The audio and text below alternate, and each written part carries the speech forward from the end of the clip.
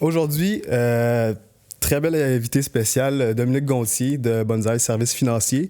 Aujourd'hui, c'est vraiment un podcast là, pour les personnes qui aimeraient s'acheter une maison, qui aimeraient investir en immobilier, qui aimeraient peut-être payer là, leur maison plus rapidement ou qui voudraient juste faire un changement de carrière. C'est pas mal le pod pour vous autres. Fait que je vais laisser notre invité se présenter. Bien, merci beaucoup de l'invitation, pour vrai. Donc, je viens de Trois-Rivières, donc je vais être la route ce matin. Merci de l'invitation. De mon côté, j'avais fait un podcast l'année passée. Je pense que tu m'as connu un petit peu plus Exactement, à ce niveau-là, à l'hypothèque sportive. J'ai fait une dizaine, justement, de contenus, autant pour les premiers acheteurs, financement, donc tous des sujets qu'on va discuter aujourd'hui. Et je m'étais dit, justement, je vais laisser l'univers pour la saison 2 venir à moi-même. Parce que c'est beaucoup de travail. Bravo pour tout ce que vous faites. Là. Je sais c'est quoi l'implication d'un podcast. Puis j'ai accueilli ton invitation avec plaisir. Vrai, on l'apprécie vraiment. Là, je suis là pour vous. Puis, puis tu veux-tu nous parler un peu de ton background? Ouais, écoute, j'ai 35 ans aujourd'hui. Je suis père de 2 enfants en ce moment. Évidemment que ma conjointe aussi, là, que ça fait bientôt 14 ans de vie commune. Donc, merci beaucoup. Félicitations. Et je te dirais que je suis courtier depuis 7 ans, vraiment complet. Cette année complète, j'étais technicien médical avant dans l'armée, dans les Forces armées canadiennes. Donc, de 20 ans à 27, à peu près, temps plein, avec mes études. Puis après ça, je suis tombé dans la réserve, justement, à Québec, temps partiel, juste pour me garder un peu un backup, comme on pourrait dire, parce que je me suis lancé en affaires à 27 ans. Donc, j'avais pas fini tous mes cours, donc à 28 ans, vraiment, j'ai eu mon permis, puis j'ai été vraiment all-in.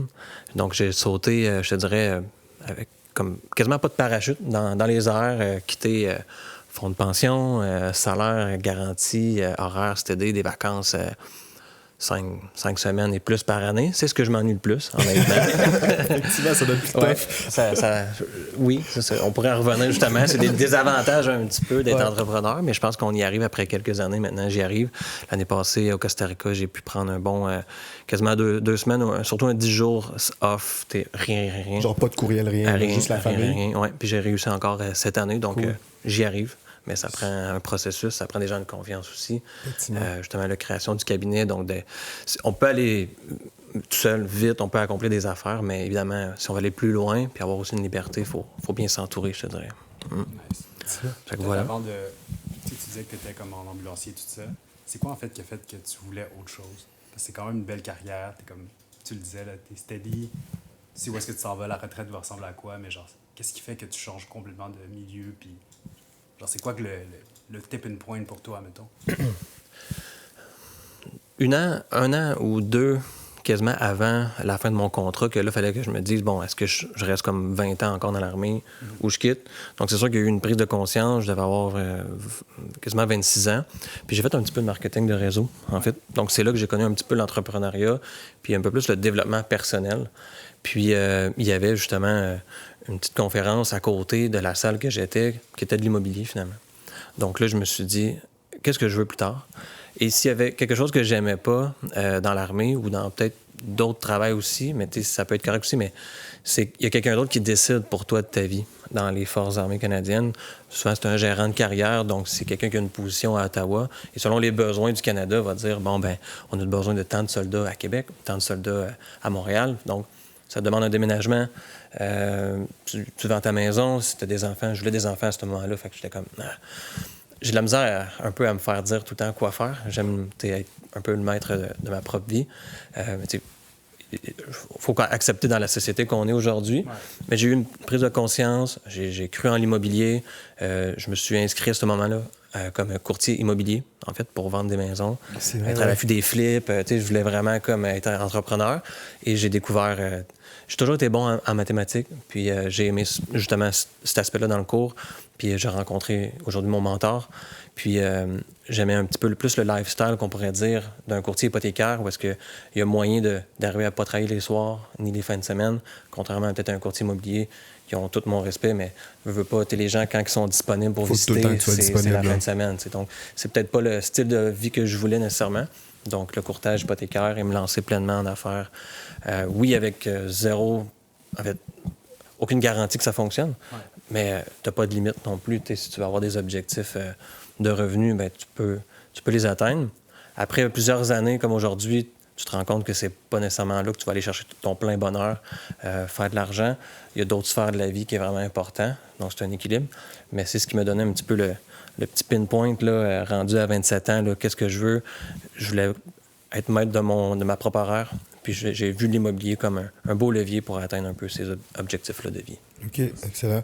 Mais c'est ça, je pense, de base, t'es comme quelqu'un de quand même là, vraiment intense. Là. L'année dernière, tu as fait 2 demi Ironman. Ta première année en courtage hypothécaire, 20 millions de volume. À temps partiel, en plus. En plus. Oui, ben, je travaillais l'été un petit peu comme, évidemment, comme ambulancier, mais c'était quand même temps plein. OK. Ça m'a pris 8 mois j'appelle ça comme un peu cultiver, là, ouais. Puis un peu bonsaï, c'est un peu une image, mais j'ai semé des graines. Pendant 8 mois, quelqu'un qui commence, tu peux pas rester chez toi, le téléphone ne va pas sortir. Et on n'était pas dans les réseaux sociaux. Donc, c'était un lunch avec des courtiers immobiliers, des conseillers financiers, sortir. J'avais mon habit de militaire, puis j'avais mon soude comme ça dans le char. Fait que là, j'allais rencontrer, j'allais dîner. Mais je me levais chaque matin, je dis, qu'est-ce que tu dois faire pour avoir un client aujourd'hui? Une action de plus à chaque jour. Donc, c'est ça, j'ai juste fait du développement des affaires, rencontrer des gens. Donc, je te dirais, en mai 2017, j'ai commencé, j'ai semé des graines, et là, en 2018, ma pleine année, ben c'est ça, 20 millions qui était... Aussi, c'est différent. 20 millions aujourd'hui, c'est un petit peu plus facile, entre guillemets, parce qu'on ne rencontre plus les clients nécessairement. C'est beaucoup plus à distance. Okay. Et le développement des affaires est différent aussi. Mais, les outils, avant, c'était plus manuel. Là, c'est comme tout informatisé. Donc, c'est plus facile de traiter 20 millions. Mais il faut quand même le faire. Il faut réussir à aller chercher cette business-là aujourd'hui, qui est toujours un défi pour tout le monde qui commence, dans le fond. Mais j'ai une belle gratitude envers tout ça. Et justement, avec mes courtiers que j'ai en ce moment, j'essaie de leur montrer un peu cette culture-là, puis de les motiver finalement à eux autres même grandir. Puis c'est drôle, aujourd'hui, j'ai partagé une photo, mais le succès, il va arriver, c'est pas quand t'es prêt. Il faut prendre tout le temps les devants, parce qu'on sait rarement, en fait, c'est quand le bon moment. Le bon moment, c'est juste maintenant. Et comme une image que je pourrais vous donner, que je donne à tout nouveau courtier, à toute nouvelle personne qui entreprend une nouvelle affaire. Il y a beaucoup de gens qui vont parler du syndrome de l'imposteur. T'sais. Je l'avais peut-être au début, mais moi, j'y avais même pas pensé. Toi, c'est quand tu sais... faut que tu aies une confiance, en fait. Faut juste que tu le fasses. Faut que tu le fasses. Puis aussi simple qu'un canard dans l'eau. Qu'est-ce qu'il fait, le canard? Il a de l'air tout paisible, il est beau, mais en dessous de l'eau, là, il y a les pattes qui vont. C'est un peu la même chose. Le podcast que vous foncez, puis... on apprend sur le moment, en fait. Et si vous ne savez pas la réponse, ben, vous allez chercher des ressources, vous allez trouver des réponses après. Mais c'est vraiment une belle image pour eux, parce qu'effectivement, quand tu vois un canard, il a l'air très peinard, tranquille, mais exactement, avec son squat, mais en dessous de ça, il y a du travail qui se fait. C'est vraiment cool. Puis, peux-tu nous expliquer un peu c'est quoi un courtier hypothécaire? Qu'est-ce que ça fait, en fait?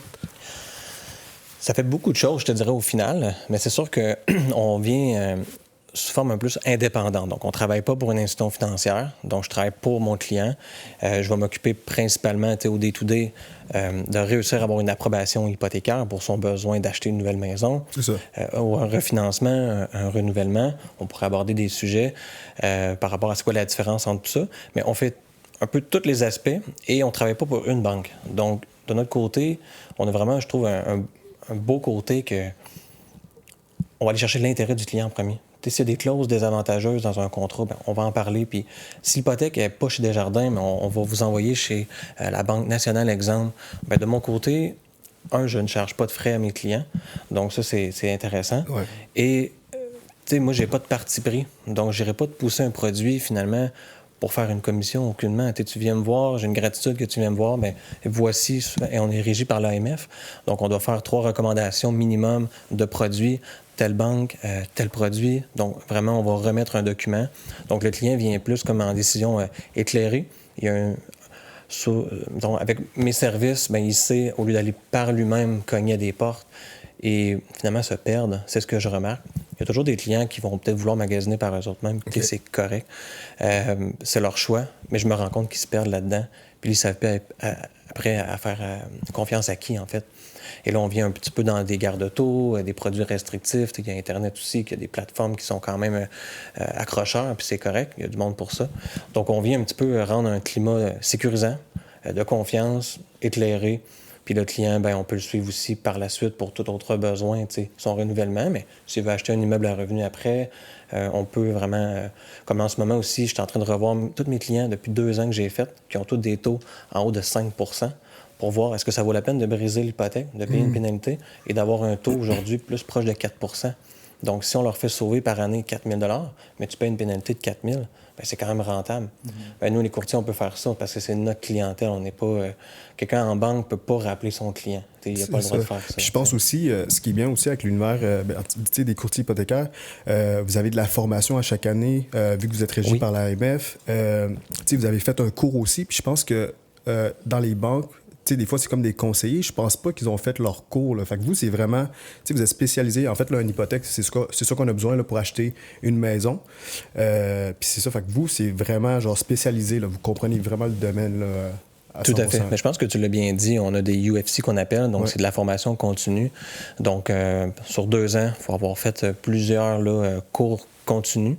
Donc, ça nous tient à jour. Ça nous met aussi dans les règles, en fait. Et dans les banques, effectivement, c'est régi différemment, donc ils ne sont pas nécessairement obligés. Et ce que j'aime et d'un courtier hypothécaire, c'est qu'on est là à long terme. Bon, humblement, je sais que je suis bon à mon travail, puis je reste, par contre, à la même place. Ouais. Mais en banque, quand tu es bon, ben, tu vas monter pour aller chercher une meilleure position, un meilleur salaire, des meilleures conditions. Quand tu vas rappeler ta personne en banque, elle va peut-être pas travailler là encore. Ouais. Donc, c'est à recommencer. On est un peu comme un planificateur financier, mais pour le passif, qui est l'hypothèque, c'est la dette la plus importante que quelqu'un va avoir dans sa vie. C'est ça. Puis je pense que les Canadiens, je pense que 70% de la richesse canadienne est dans les hypothèques. Là, fait que... C'est un effet de levier aussi de création de richesse. Il y a des bonnes dettes et des mauvaises dettes. Ouais. Investir avec une hypothèque, c'est vraiment une bonne dette. On peut se poser la question, est-ce qu'une hypothèque, c'est une bonne dette? Ben, il y a des oui et des non, en fait. Là. Donc, ça coûte de l'argent, ça coûte de l'intérêt, mais souvent, il y a une plus-value qu'on va aller chercher. Effectivement. Puis, évidemment, avoir une maison, c'est vraiment un signe de richesse. Au Canada, si on regarde... on peut léguer ça aussi à nos enfants, si éventuellement... Donc, je pense que acquérir une propriété reste le rêve numéro 1 pratiquement de beaucoup de Canadiens. Effectivement. Puis c'est ça, parce que là, toi, tu avais comme un cabinet au départ qui était DG conseil hypothécaire. Puis là, tu as comme créé Bonsaï Services financiers. Tu veux-tu nous expliquer un peu c'est quoi l'inventaire de produits que tu offres à tes clients maintenant, aujourd'hui? Oui. Bien, merci de justement introduire ce beau nouveau projet. Ça fait maintenant 4 mois là, que je travaille honnêtement tous les jours en même temps de jongler avec toutes mes autres responsabilités, autant familiales mais aussi professionnelles. Donc, mes clients faut que je serve. Donc, je trouvais qu'il y avait une lacune aussi au niveau de l'assurance hypothécaire, donc l'assurance vie, l'invalidité si on décède ou on vient invalide. Sur le prêt hypothécaire, souvent dans les institutions financières, ce qu'ils vont offrir, c'est correct, c'est un besoin temporaire et ça va suivre souvent le solde décroissant, c'est plus cher et finalement le bénéficiaire, c'est la banque. Donc, de mon côté, je ne le ferais pas. Ça faisait 1 an que mon adjointe, par contre, elle avait été chercher son permis. Donc, on le faisait, mais il n'y avait pas vraiment un marketing. Les clients ne savaient pas vraiment qu'on le faisait. On l'introduisait. Mais là, je me suis dit, je pense que là, c'est le temps comme de le montrer qu'on le fait. Donc, c'était important pour mes clients, finalement, que je ne les laisse pas aller un peu dans cette jungle d'assurance qui n'est peut-être pas adaptée, finalement. Moi, je prends de l'indépendance, je trouve la transparence, des bons produits. Puis là, l'hypothèque, ça se passe des fois tellement vite, un peu une transaction, puis là, ils sont laissés encore à eux-mêmes avec d'autres produits qu'ils ne savent pas trop. Donc, je suis content d'offrir ça. Et bon, c'est une primaire un petit peu, mais oui, je fais mon cours en placement, en fait, actuellement. Mais c'est vraiment plus comme pour personnel, certains clients, s'ils veulent vraiment, mais je ne veux pas non plus le montrer à tout le monde. C'est quelque chose qui est un peu plus comme gestion privée. Okay. Mais pour des belles connaissances, je pense que je suis plus assoiffé d'apprendre puis de gérer aussi un petit peu nous-mêmes nos placements. Donc, c'est des services que je peux offrir ou référer ou vous aider là-dedans. Ayant les permis, j'ai moins de conflits d'intérêts. Puis, je me sens moins imposteur, comme on dit. Là, et le multilogement aussi, que j'ai eu une belle révélation là-dessus. Donc, ça aussi, j'avais à peu près 4-5 belles références par année de clients, mais je n'offrais pas ce service-là.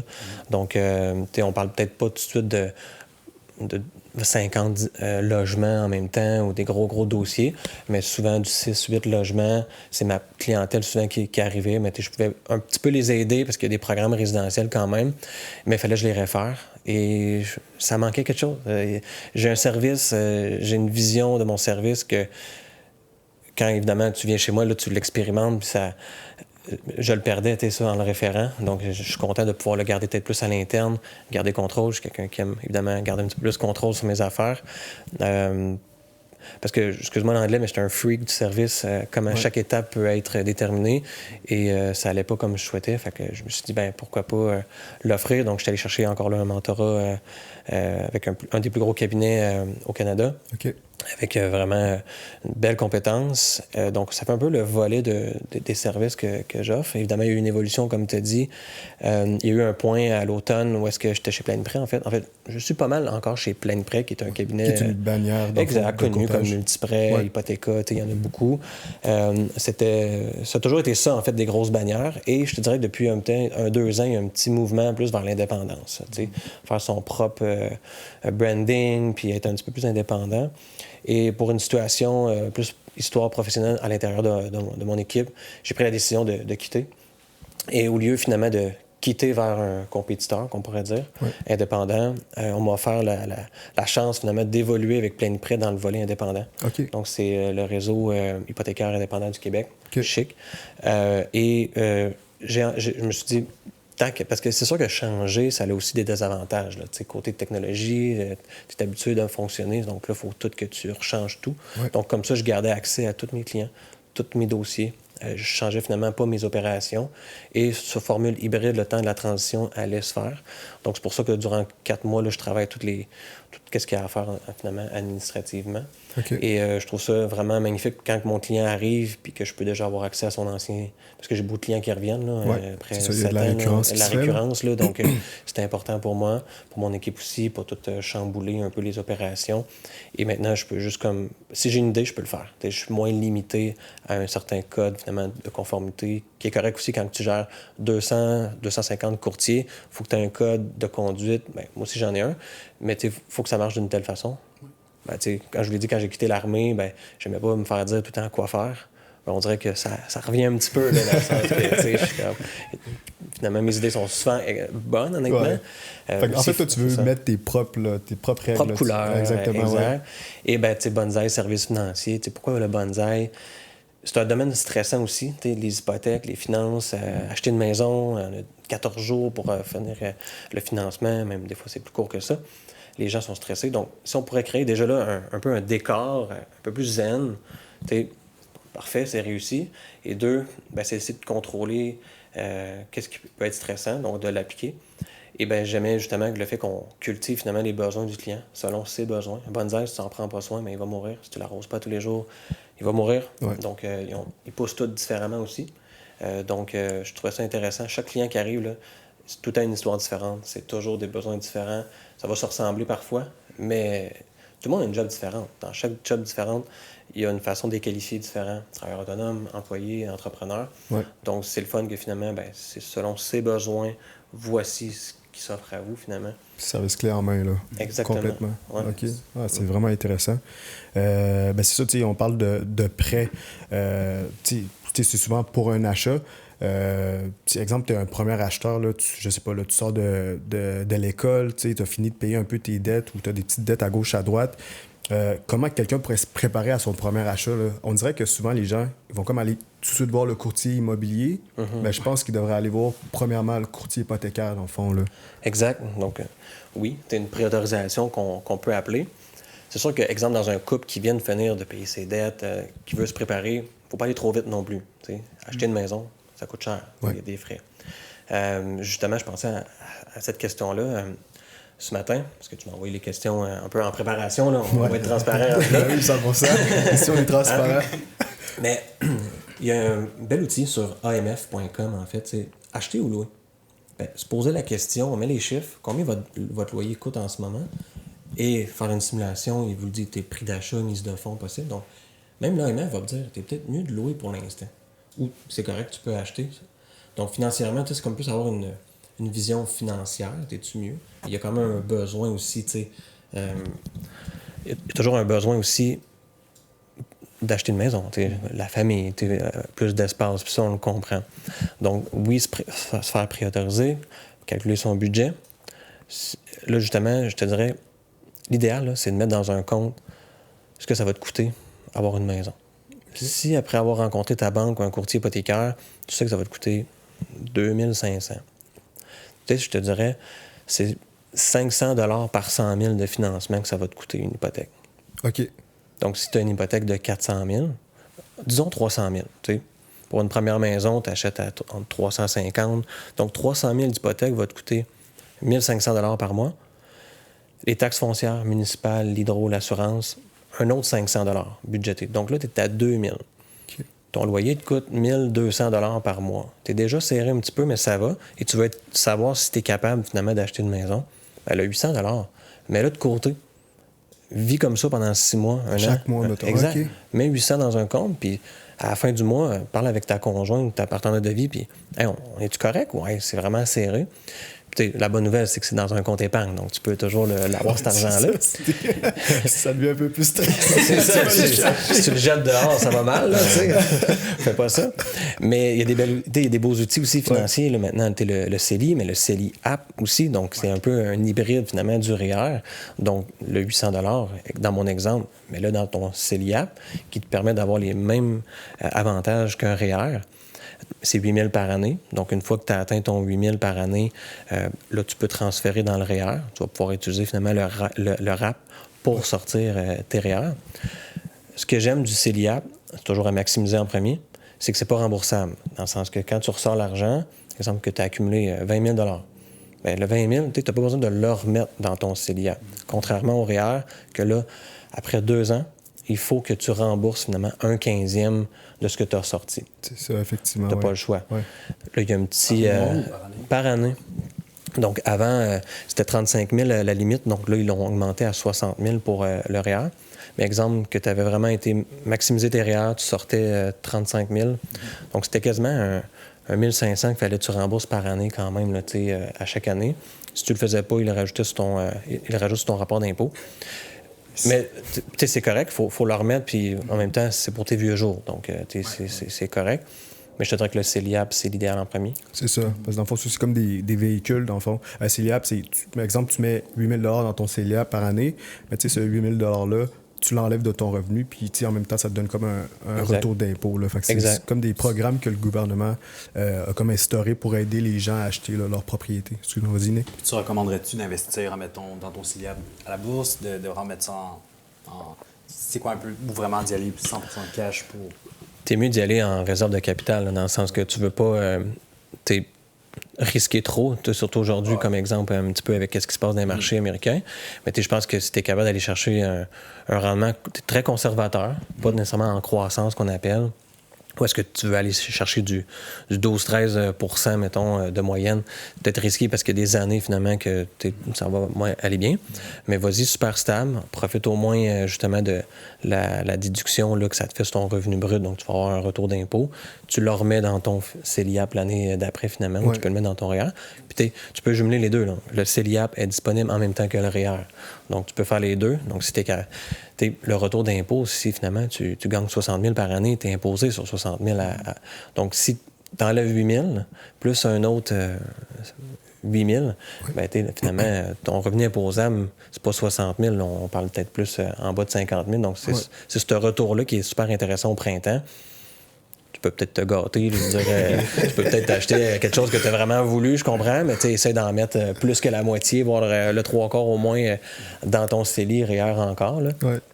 Mais ça, c'est le fun aussi, un peu quand tu achètes une maison et tu as cotisé à ton REER, bien, ce remboursement-là vient peut-être aussi t'aider, que tu reçois, exemple, que cette année, tu as cotisé l'année passée dans un REER ou un CELI App. Tu vas avoir un retour d'impôt au printemps, puis c'est l'année que tu achètes ta maison. Bien, ce retour-là va t'aider à payer finalement la taxe de bienvenue, le notaire, l'inspection. Donc, c'est intéressant, quelques meubles. Là, c'est ça, parce qu'effectivement, acheter une propriété, c'est pas juste « Ah, j'achète la maison, mettons, on va dire 300 000 ». C'est exactement, tu as comme le notaire qui peut être un 1800, mettons. Ah ouais, rendu un bon 2000, je te dirais. Ouais, 2000 $. Puis là, après ça, c'est la taxe de bienvenue qui est environ 1%, 1,5% de la valeur de la propriété. Ouais. Fait que, le déménagement, fait que, c'est toutes des choses qu'il faut budgéter, là, dans le fond. Là. Fait que, Minimum un bon 5 000, là, minimum à côté, là, je te dirais. Là. Ben, la SCHL et les banques nous demandent de prouver 1,5% du prix d'achat, finalement. En plus du 5% minimum. Oui, de la mise de fonds. Donc, quelqu'un qui veut acheter aujourd'hui, au minimum, il devrait avoir 6,5% dans ses épargnes là, actuellement. On peut avoir une approbation hypothécaire, même s'il n'y a peut-être pas le 1,5%.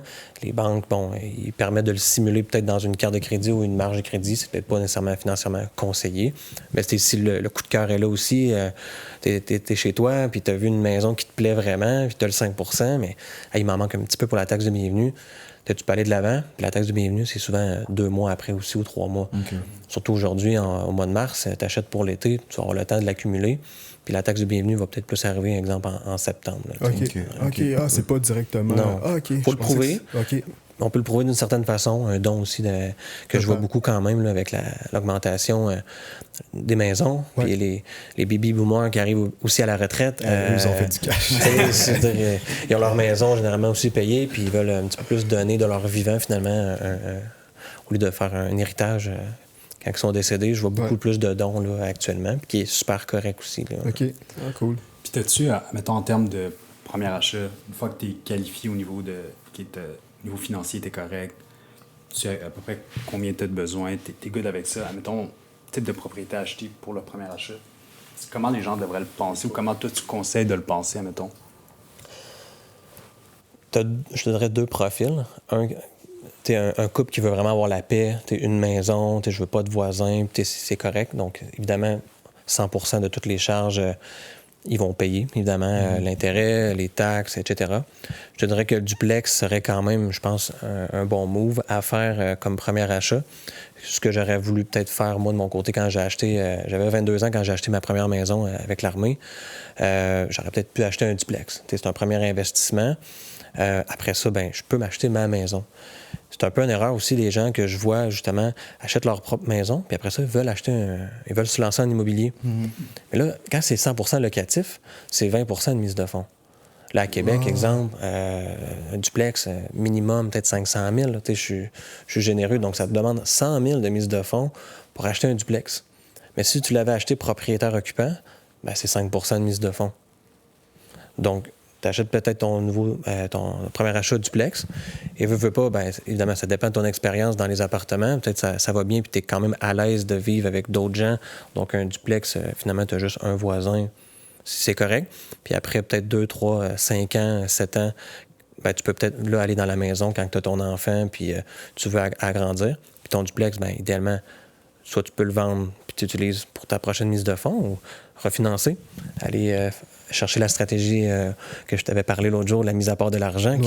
Finalement, il faut juste être investisseur immobilier, avoir une seule propriété à ton nom personnel ou travailleur autonome aussi, ça fonctionne. Il faut que tu aies une business, finalement, non incorporée, bien sûr. Donc, ça peut te permettre de faire, finalement, un levier pour rembourser vraiment ta maison beaucoup plus rapidement par la suite. Donc, je te dirais, en résumé, duplex, triplex, après ça, une maison, mais ça dépend aussi où est-ce que tu es rendu dans la vie aussi, là, je te dirais. Puis y a-t-il d'autres trucs que les gens, mettons, oublient mettons, si on devait faire une checklist avant de dire, OK, je suis good, OK, j'ai niveau financier, type de propriété, y a-t-il des trucs que les gens ne pensent peut-être pas à regarder avant de, OK, je suis go, je me lance, j'achète ma propre propriété, ou qu'est-ce que tu vois, toi, mettons, de ton côté, que beaucoup de gens oublient ou que ne pensent juste pas à regarder? Il y a un petit détail, mais je suis content de voir quand même que les jeunes d'aujourd'hui sont quand même informés. Pour vrai, l'accès à l'information est quand même présent, les réseaux sociaux, TikTok, donc il y a beaucoup de contenu, donc ils arrivent beaucoup plus préparés, je trouve. Mais beaucoup, évidemment, achètent avec 5% de mise de fonds. Et la taxe, en fait, de la SCHL, l'assurance prêt, qui doit être rajoutée. Donc, c'est les différences entre acheter avec 5 ou 20% de mise de fonds pour l'éviter. À 5%, c'est 4% la prime. À 10%, c'est 3,10. Donc, il y a quand même une belle différence entre les deux. Mais ce que les gens ne pensent pas, c'est la taxe là-dessus de 9%. Bon, c'est 1 000 $ à peu près, là, généralement, mais c'est le gouvernement, finalement, paye une taxe sur... C'est quasiment une taxe, là, l'assurance. Là. Donc, je dirais que c'est un petit frais surprise. Puis souvent, les les gens ne se le font pas dire, en fait, en banque, où ça va vite, où ils ne le voient pas. Donc, j'essaye le plus possible de leur faire rappeler. Puis j'ai un document, justement, qui est un peu un rapport de priorisation. Donc, on vient détailler tous les frais, finalement, de démarrage, taxe de bienvenue, notaire, et il y a la taxe de 9 %. Donc, comme ça, ils arrivent au notaire, ils n'ont pas une surprise, en plus de la mise de fonds, ce frais-là, parce que c'est pas finançable. Là. La SCHL, elle est finançable. Donc, c'est un peu ce que je vois. Ça me fait juste penser, en fait, là, qu'un taux qui est assuré par la SCHL est meilleur qu'un taux conventionnel qu'on appelle.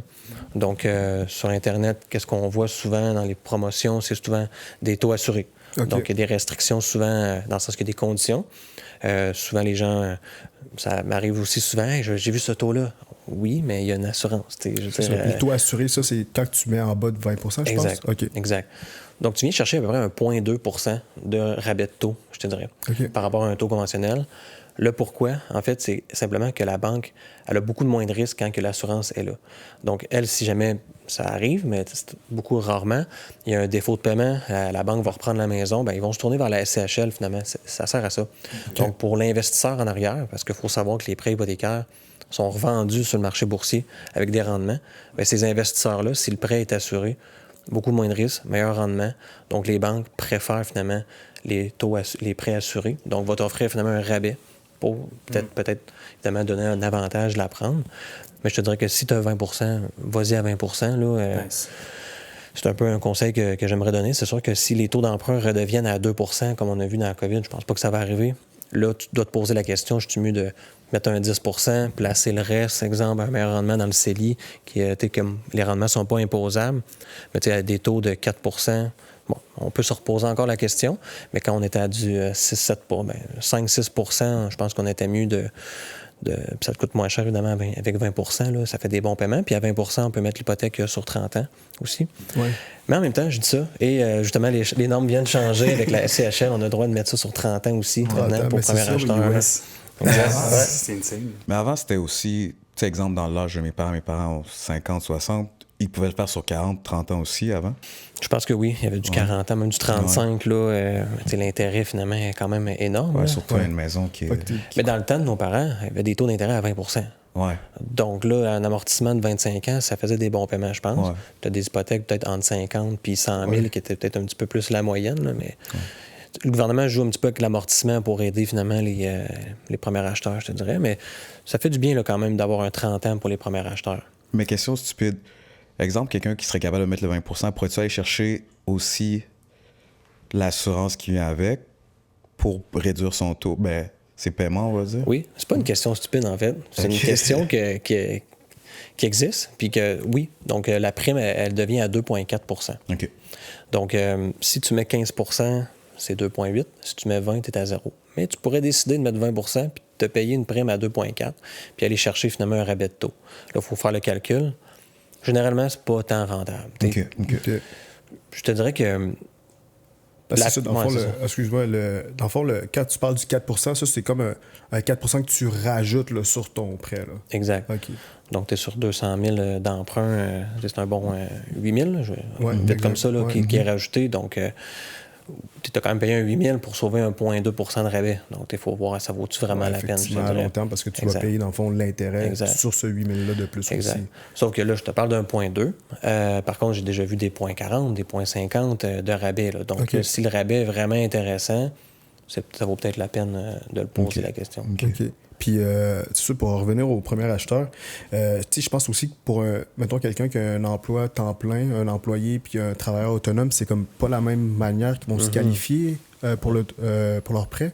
Exact. Peux-tu parler un peu de, en fait, qu'est-ce que ça prendrait plus, mettons, pour un travailleur autonome? Oui. C'est tout le temps des défis, justement, et je trouve ça stupide, des fois, de dire à mon client, je ne le dis pas nécessairement, mais va te trouver une job chez McDonald's, temps plein, 40 heures, puis tu vas te qualifier pour ta maison. Ouais. Parce que ta job de travailleur autonome, les 2 premières années, tu peux pas te qualifier. C'est vraiment difficile, tu sais. Okay. Il y a des programmes un peu, même si tes revenus sont très bas, après, avec des programmes avec les assureurs Sagen, qui vont y aller plus verbal, là. Donc, il y a quand même de l'aide pour les travailleurs autonomes qui ne se sont pas déclarés quand même beaucoup, mais tu vois qu'au brut, ça fait du sens. au net, il y a tellement eu de dépenses qu'ils ne peuvent pas se qualifier. La prime de la CHL, au lieu d'être 4 va être à peu près à 5,8, je pense. OK, je savais pas que ça pouvait augmenter. Ouais, j'ai réussi à Montréal un barbier, un barber, en fait, un coiffeur. Puis lui, il louait ses chaises, en fait. Mais son rapport d'impôt n'était pas incorporé. Ça roulait ses affaires. Il faisait 200 000 de revenus bruts. Mais il y avait tellement de dépenses que finalement, il y avait à peu près 40 000 au net. Donc, il payait de l'impôt sur 40 000. Puis c'est ce que les banques prennent pour qualifier. J'ai regardé ça. Puis justement, il y avait eu un refus par un prêteur. Il m'a été référé. Puis j'ai dit, écoute, je pense que j'ai la solution, là. Fait que j'ai utilisé ce programme-là. Donc, j'ai à peu près simulé. Là, tu peux simuler, en fait. Tu dis, garde, 80 000, le dossier passerait. Est-ce que vous êtes à l'aise? Le client paye une surprime, puis finalement, le dossier a passé, il a sa maison. Là, il est arrivé à renouvellement, il m'a recontacté. Il a pris à peu près 200 000 avec le COVID, la maison. Il me dit, Dominique, si tu m'aurais pas trouvé ça, c'est de la création de la richesse. Ouais, c'est ça.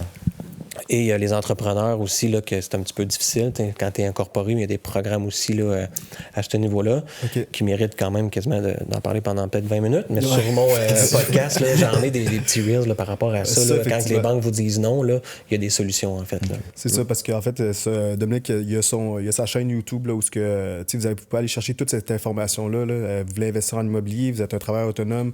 Un peu plus comprendre cet univers-là de OK, comment je peux me préparer là, pour acheter ma première maison.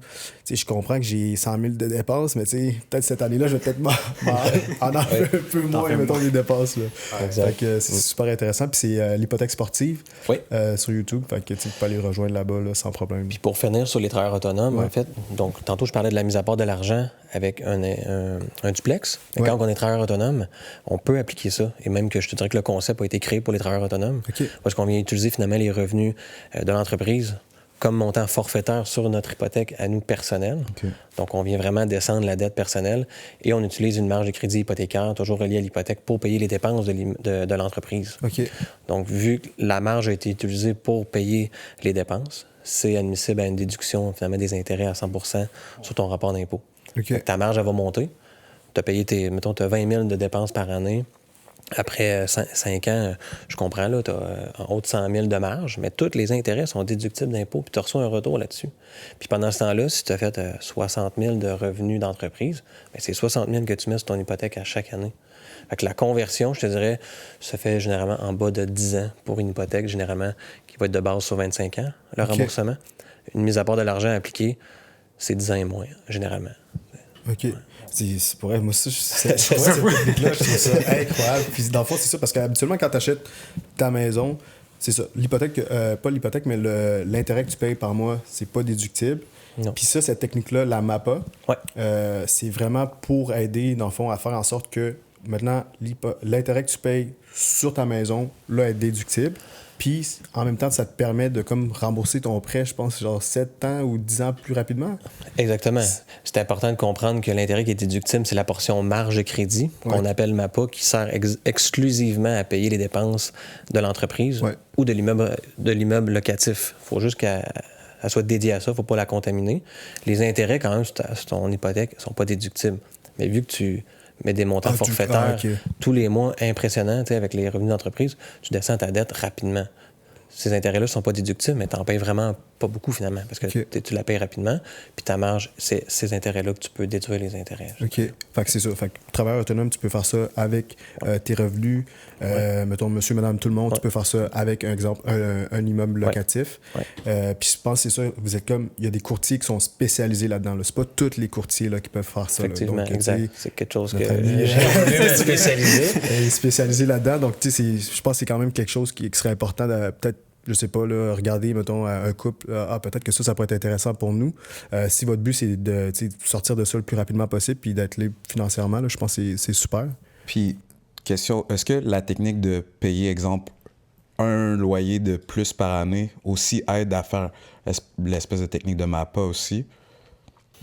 Tu veux te faire un versement additionnel par année? Oui, exact. Non, ça vient pas... Ça pourrait pas aider à réduire vraiment le... Ça va faire un effet positif. Ça, c'est sûr. Il y a des calculateurs en ligne, justement, sur l'AMF, que si je veux faire un versement de 5 000 par année, c'est quoi que ça va faire sur mon incidence d'amortissement? oui, ça vaut la peine. OK. Ou juste des versements aux 2 semaines accélérés ou à la semaine accélérée, qui est un peu faire ça mensuellement, on va gagner à peu près 3 ans, je te dirais. OK. Quelqu'un qui prend des versements, aux 2 semaines, on entend souvent ça. Ouais. Ben, faut faire attention, il y a aux 2 semaines réguliers, qui n'a aucune incidence, et il y a aux 2 semaines accélérées. Il y a certaines banques que tu le vois pas. Là. Dès que tu prends accéléré aux 2 semaines, c'est comme automatiquement par défaut en accéléré. OK. Mais Desjardins, exemple, ben, tu peux prendre un des deux. Fait que là, il faut faire attention un petit peu. Mais ça fait une belle incidence, justement, de à peu près 3 ans de remboursement. OK. OK. Ouais, c'est quand même très impressionnant. Exactement. L'intérêt là, que on va sauver. Là. Ouais. Ça me fait penser, je suis rempli d'outils, là. Mais en fait, j'avais un mentor en début de carrière. Que d'ailleurs, je vais faire un autre podcast avec lui. Il m'a invité la semaine passée. C'est quoi son nom? C'est Scott Peckford. C'est I Love Mortgage Brokering. OK. C'est en anglais. OK. Un podcast en anglais.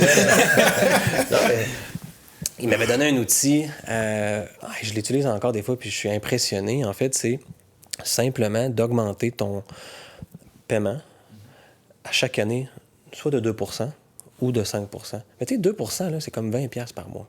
C'est pas gros, là, ou 2 semaines, en fait. Mais là, c'est montrer l'incidence. Je pourrais t'envoyer un exemple. Ouais. Là. C'est insane. Là. Tu peux gagner 10 ans. Ah ouais. Ben, voyons. Donc, là. tu achètes ta maison, là, tu t'habitues avec les paiements, tu prends ça aux 2 semaines accélérées. L'année suivante, avec un bon courtier hypothécaire qui va te mettre un suivi puis qui va te rappeler, il va te dire, on avait discuté de ce plan-là, appelle ta banque ou va en ligne, augmente ton paiement de 20 $. Parfait, il le fait. Là, 20 $, tu as gagné aussi... C'est une caisse de bière de moins. Ou c'est exact, une augmentation de salaire à l'emploi, une bouteille de vin de moins, tu sais. Donc, effectivement. Et deuxième année, on fait la même chose de 20 $, puis on gagne 10 ans, finalement. OK. C'est incroyable. Mais ça, c'est fou que, exemple, tu sais, avec toutes les ressources qu'on a, on n'est pas capable de trouver ce genre de... Tu sais, AI me l'aurait pas dit, là. Si je demande à Chat, il va pas me dire ça, mais si, tu sais, c'est des affaires impressionnantes à savoir que c'est le fun d'avoir quelqu'un qui peut se nous dire, parce que j'ai l'impression que des fois, c'est des secrets de polichinelle que, comme ésotérique un peu. Ouais, c'est ça. Tu sais, on va pas te le dire juste pour que tu restes avec moi, mais tu sais, quelqu'un comme toi qui est comme, OK, si tu fais ça, t'as plus de chance, mais ça te laisse la chance de peut-être respirer un peu plus vite que de dire, j'ai 25 ans à payer, puis shit, qu'est-ce qu'on fait? Puis je pense que c'est ça qui est bien, en fait, avec les courtiers hypothécaires, parce que c'est ça leur travail, dans le fond. Tu sais, eux, ils veulent se spécialiser dans le prêt pour ta maison. Fait que, tu sais, en fait, tu as un problème, mettons, de cœur, tu vas aller voir un cardiologue. Tu sais, avec ton hypothèque, tu devrais aller voir un courtier hypothécaire parce que lui, c'est juste ça qu'il fait, mettons, à chaque jour. Mais ouais, effectivement, t'as raison. Même Rodom, il fera plus juste ça, là, non plus. J'aime beaucoup apprendre, en fait. Et je suis là pour partager, justement, tu sais. Et on sait pas ce qu'on sait pas, finalement. Ouais. Et le AI, il ne sait pas jusqu'à temps que tu lui dises pas. Donc, si tu lui dis ce soir, il va peut-être le savoir. C'est ça, parce qu'il nous écoute. Mais tu sais, c'est ça qui est plate, c'est qu'il va le savoir juste pour toi, mais tu sais, après cette info-là, tu peux pas la partager à personne d'autre. Fait que c'est le fun de t'avoir, puis comme, il n'y a pas de secret, on est vraiment transparent, puis ça va aider beaucoup de personnes sur le podcast, puis même nous, personnellement aussi, là. Mais honnêtement, il ne faut pas avoir peur du AI. T'sais. J'invite tous les gens ici. Ils peuvent poser des questions aussi par rapport à l'immobilier. Vous êtes surpris à quel point c'est quand même très pertinent et crédible là, ce qui se passe sur ChatGPT. Là. Donc, oui, je comprends. On peut m'appeler. Ça me fait un grand plaisir. Avoir une petite question un samedi soir là, que tu te poses avec ta conjointe, là, tu peux la poser la question sur l'AI puis vraiment du bon contenu, en fait. Là. OK. Ah, cool. Mais moi, ma technique, c'est que je mets le prix de... exemple du duplex, puis je demande est-ce que c'est pertinent de l'acheter, puis souvent il va te dire comme non, tu sais, il faudrait, exemple, tu négocies à tel prix parce qu'on va dire il y a un rendement de tel %, fait que c'est pas rentable d'acheter ça, fait que tu sais, c'est quand même intéressant pour ça le AI, mais je sais pas si l'être humain est capable de... Parce que AI va pas te donner comme OK, il y a une solution en dessous de ça si jamais tu considères que tu voudrais l'acheter parce que c'est un coup de cœur. Lui, il va y aller avec la logique au lieu des émotions. Genre. Il va y aller avec la logique de quasiment qu'est-ce que tu veux entendre aussi. Là. Je veux dire, il va pas être capable de dire nuance. C'est ça. Il commence à être bon pour faire des deep research là, que j'ai remarqué, mais effectivement, là, puis tu vas peut-être lui donner ton opinion, il va dire ah oui, t'as raison, c'est ça. Juste pour toujours. Puis mettons, pour peut-être clore un peu le côté premier acheteur, tu sais, souvent quand que, mettons, ces premiers acheteurs-là vont magasiner là, pour une hypothèque, tu sais, il y a comme plusieurs inventaire de produits qui s'offrent à eux. Exemple, tu sais, mettons, tu vas avoir ton hypothèque, pas ton hypothèque, mais le taux que tu vas aller chercher, tu vas l'avoir pour 1, 2, 3, 4 ans, un taux fixe ou un taux variable. Tu sais, c'est comme ils doivent tout démystifier ça. Est-ce qu'aujourd'hui, c'est encore pertinent d'avoir un taux variable? C'est-tu des choses que... On est quelle date, là? C'est ça, tu sais, récemment, on vient juste d'avoir l'annonce de la Banque du Canada, une baisse de 0,25. Tu sais, qu'est-ce que ça veut dire, ça, pour notre marché un peu? As-tu une idée? Oui, j'ai mon opinion, effectivement, professionnelle et personnelle. Tout ce que je pourrais dire aujourd'hui est un peu inspiré aussi au niveau de mon consultant en économie, que je nomme aujourd'hui Philippe Normandin, de l'Odyssée financière. Et justement, je l'ai invité à mon podcast. Et maintenant, il est rendu consultant pour plusieurs courtiers hypothécaires. Donc, je le paye mensuellement pour nous faire une infolette, pour nous coacher justement à comment naviguer là-dedans et quoi conseiller finalement aux clients. Et où est-ce qu'il a gagné ma crédibilité là-dedans? C'est en 2022. Les taux, justement, directeurs, on avait... un taux directeur approche en bas de 2 là. Un taux variable, c'était 1,5 Et il m'a appelé, justement, j'étais au centre d'achat, et il m'a dit écoute, Dominique, appelle tous tes clients. D'ici les 2 prochaines années, le taux directeur monte de 5 T'es qui, toi? T'arrives, t'es directeur de compte, OK, puis personne ne l'a cru. C'est pas juste moi, il y a eu beaucoup de monde dans le domaine, finalement, qui comprenait pas pourquoi ils disaient ça, nécessairement. Mais il y a des grosses études en, justement, économie internationale. Ils s'informent où est-ce que, finalement, les gens s'informent pas. Ils voyaient que l'inflation commençait à s'ancrer, que les banques centrales, autant américaines que canadiennes, n'augmentaient pas les taux directeurs. L'inflation montait. Puis qu'est-ce que ça a fait, finalement? Ben, la banque disait « Ah, c'est une inflation temporaire » parce que c'est dans le temps que les bateaux restaient à marée, là, dans tous les ports étaient comme bloqués avec le COVID. Puis ça a finalement monté de 5 après 2 ans. Donc, on s'est tous dit, ben Philippe, on va écouter qu'est-ce que tu nous as dit. Fait que je voulais quand même l'introduire. Donc, encore là, il nous dit d'être prudent un petit peu avec le taux variable actuellement. Ça peut être, je trouve, une belle stratégie. Je le conseille beaucoup en ce moment pour les gens qui arrivent à renouvellement, je te dirais d'ici l'été. Donc, ils veulent peut-être profiter des baisses de taux fixes si ça l'arrive, parce qu'il faut comprendre que les taux fixes, c'est sur les taux obligataires, le marché boursier, on va dire. Les bons du Trésor. Et eux, ils peuvent varier à tous les jours. Aujourd'hui, ça se négocie à peu près à 2,7 Et la banque va toujours se prendre un profit de 1,5 Si quelqu'un peut retenir ça, il peut juste aller sur taux obligataire, puis il peut voir un petit peu vers où les taux fixes s'en vont. Fait qu'aujourd'hui, tu as 2,7, exemple, plus 1,5. Donc, c'est pour ça qu'on a des taux proches, là, de 4,3 en moyenne, fixe. Puis là, tu as le taux variable à 4,2, là, à peu près, ou quasiment du 4 selon ce que tu as comme rabais actuellement. Mais le problème en ce moment, puis ils l'ont dit dans le discours hier, la Banque du Canada, ils surveillent beaucoup l'inflation qui pourrait peut-être revenir avec les tarifs douaniers de Trump sur l'acier, sur l'aluminium, sur plein de choses. Donc, finalement, ça va peut-être coûter plus cher aux gens n'importe quoi dans la vie. Donc, qu'est-ce que ça fait quand ça coûte plus cher? Surtout l'alimentation, le gaz, etc. L'inflation revient. Donc, dès que le moment que l'inflation va revenir, là, on est proche pas mal de 2 On est pas mal dans la période qu'on veut. Une inflation à 2 c'est l'idéal, c'est ce que la banque va chercher. On était à 6 quasiment là, il y a 2 ans. Donc, c'est pour ça qu'il y a eu des hausses de taux. On a contrôlé finalement les dépenses des clients. Dépenser moins, garder l'argent. On est revenu proche de 2 Le monde souhaite des baisses de taux, puis moi aussi. Mais je te dirais que si on peut avoir un taux fixe proche de 4 c'est très bon. C'est comme la norme, là, j'imagine, parce que ce qu'on avait pendant la COVID, c'était pas normal. Anormal. Il faudrait une nouvelle pandémie, il faudrait une nouvelle... Il faut penser que si je te dis que la banque prend un profit de 1,5 sur les bons du Trésor, si on avait des taux fixes à 2 ça veut dire que le Canada avait des bons du Trésor à 0,5. Sa dette du Canada la négociait quasiment à 0 d'intérêt. Hein. Incroyable. Ça allait pas bien, là, tu sais. Donc, c'est pour ça que quand tu comprends un petit peu plus ce mécanisme-là, que sur mon blog, d'ailleurs, sur Banzai, je prends le temps vraiment maintenant de mettre du contenu pour mieux comprendre ça. Parce que hier, j'ai reçu 3 textos, finalement. Je le savais que j'allais recevoir de mes clients que je viens juste de finaliser, qu'on est en taux fixe, mais qu'ils voient la Banque du Canada baisser de 0,25. Ils pensent que le taux fixe va diminuer de 0,25. Ça marche pas comme ça. C'est comment que les marchés... Puis on a vu hier les taux obligataires qui ont finalement pas bougé ou même augmenté juste légèrement. Donc, il y a un mécanisme aussi du fait que si on baisse le taux directeur, ça peut faire dévaluer le dollar canadien. c'est un petit peu peut-être ça qu'il veut faire aussi pour se rendre finalement intéressant si on veut continuer d'exporter. Comparé aux États-Unis. Aux États-Unis, on OK. est très fort le Canada pour exporter. Ouais. Si les États-Unis achètent moins à nous, il faut que les autres pays, en Europe, en Australie, achètent plus de nous. Donc, si notre dollar canadien est un petit peu plus bas, c'est plus intéressant de prendre des ressources de nous. Donc, c'est un mécanisme très rapide, baisser les taux directeurs, d'évaluer le dollar canadien. OK. Puis quand on dévalue le dollar canadien, les bons du Trésor diminuent aussi. OK. Donc, finalement, si les taux du bon du Trésor descendent, les taux fixes diminuent. Donc là, il y a une belle opportunité de regarder les taux fixes. Le taux variable peut être bien. On le convertit en taux fixe. OK.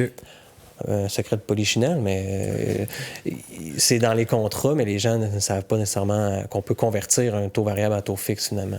Oui, parce que dans le fond, un taux variable, c'est ça suit, dans le fond, les baisses et les montées du taux directeur. Exact. Fait que si, mettons, je sais pas, quelqu'un a déjà sa propriété, il arrive à échéance, il pourrait t'appeler, dans le fond, puis c'est là que vous commencez, exemple, à penser à, OK, est-ce qu'on te garde ton taux variable ou, OK, peut-être que là, ça serait mieux de prendre, mettons, un taux fixe pour les 2 prochaines années parce que là, c'est un peu trop instable, mettons, dans le marché. Fait que c'est toutes des choses, mettons, des services que toi, tu vas offrir là, avec tes clients. Là. Absolument. Et je te dirais que tous les clients qui m'appellent, qu'ils ont appelé leur banque en premier, ils se font tous offrir un 3 ans fixe. OK. Là, ça va dépendre des besoins des gens. C'est correct, mais moi, j'ai une opinion un petit peu différente par rapport au court terme. Le 2-3 ans, je le recommande moins.